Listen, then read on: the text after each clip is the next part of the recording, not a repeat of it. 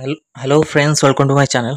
तो आज आपण मानक पई गोटे इंपोर्टेंट अपडेट अछि आउटसोर्सिंग नियुक्ति को नेकी। तो बहुत आपणकर देखुची किछि किछि आपणक प्लेस रे आउटसोर्सिंग नियुक्ति आसुची। तो अपडेट देई होने एते अपडेट आसुची हम पकू।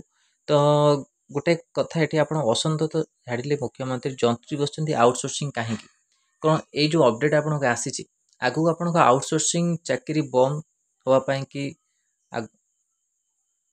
ପାଇଁ ଏଇଟା ଆପଣଙ୍କର ରହୁଛି କି ଆପଣଙ୍କ କିଛି କିଛି ଆପଣଙ୍କ ଯେଉଁ ଅଛି ବିଭାଗରେ ଯେମିତି ଆପଣ ଇଞ୍ଜିନିୟର ଲେଖା ହେଇଛି ଯନ୍ତ୍ରପାତି ଯନ୍ତ୍ରୀ ବସୁଛନ୍ତି ଆଉଟସୋର୍ସିଂ କାହିଁକି ତ ଏଇ ଗୋଟିଏ ଗୋଟିଏ ବିଭାଗରେ ବନ୍ଦ ହେବ କି କିଛି ଆପଣଙ୍କର ଆଗକୁ ଅପଡେଟ୍ ଆସିପାରେ ତାକୁ ନେଇକି।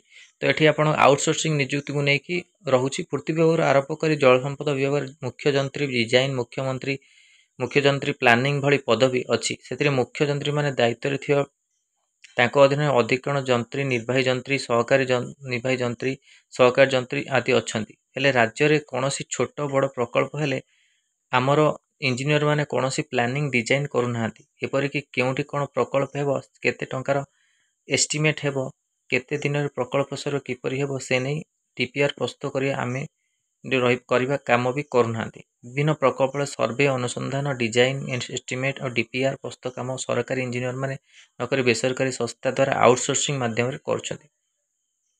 ତ ଏଠି ଆପଣଙ୍କ ଲେଖାଯାଇଛି ଆଗକୁ ଆପଣଙ୍କର ଆଉଟସୋର୍ସିଂ ଯେଉଁ ସଂସ୍ଥା ଅଛି ୟାକୁ ବନ୍ଦ କରାହେବ, ନିଯୁକ୍ତିକୁ ବନ୍ଦ କରାହେବ କି ଗୋଟିଏ ଗୋଟିଏ ଆପଣ ବିଭାଗରେ ବନ୍ଦ ରହିବ ସେ ଆଗକୁ ମଧ୍ୟ ଆପଣ ଆସିଯିବ।